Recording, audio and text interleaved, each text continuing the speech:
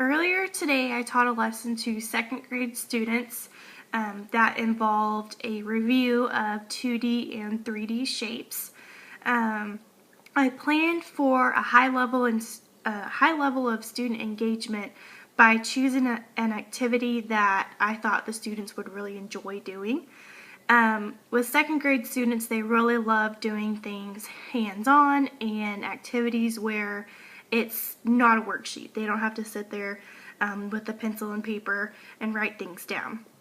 So since I knew that we were going to be reviewing shapes and figures, I found an activity where students create shapes and figures using toothpicks and marshmallows, and they get to manipulate those and use the materials to create a model.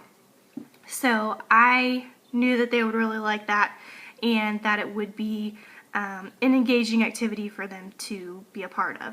So the actual level of engagement ended up being very high. As you can see in the video, the students were excited. They really enjoyed making those different shapes in different models, and they were raising their hands, they were trying to answer the questions, and they were very active in the activity. They really liked doing it. Some challenges that I faced were with frustration. In the video, you can see one kid gets a little discouraged and frustrated with himself when he can't figure out what shape he's supposed to be making. So with that student, he kind of tends to do that when he doesn't know an answer right away, so I anticipated that a little bit, but I knew that just by giving him a little bit of individual attention and helping him talk through the process that he would be all right, and it worked. He just had that little hiccup, and then after he kind of figured out what he was supposed to be doing and how he was supposed to be making the shapes, then he did a lot better. And he got more into it, especially when I let the students choose their own shape at the end. He really enjoyed that part, and he actually did it 2 or 3 times instead of just making one shape. But yeah, that was really the only challenge that I faced.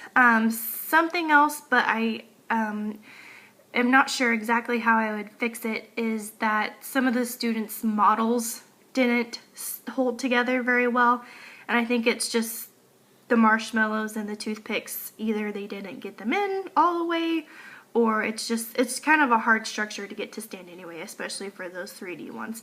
But overall, I think that it worked really well. Something that I would do to change the approach of how I did this lesson was I would have made the different shapes and models myself and then taken a picture of them, so that once I gave the clues and the kids made their own model, I would put that picture that I made up on the board to compare theirs to what mine looked like.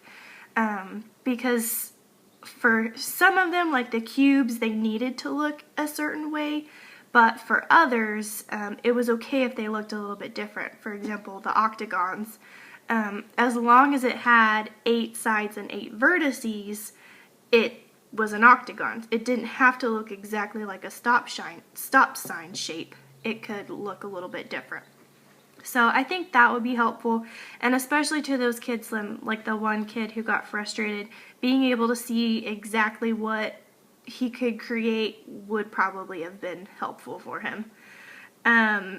Also, since it was kind of hard to get the marshmallows and everything to stand up, it would have been better for all the kids to see, because I had some of them hold up their projects or their models to show what theirs looked like, but some of them kind of got a little lopsided, so not everyone got to see exactly what it should have been, especially for the cube, the 3D figures. So I enjoyed that lesson, and I really think that the kids enjoyed the lesson. They had been asking about what the marshmallows and the toothpicks were for all morning, so they were excited when they finally got to use them, and they got to eat them at the end, so they really liked that. I really think that I will use this lesson in the future if I get to teach this subject again, and I think that students in the future would enjoy it just as much as the kids today did.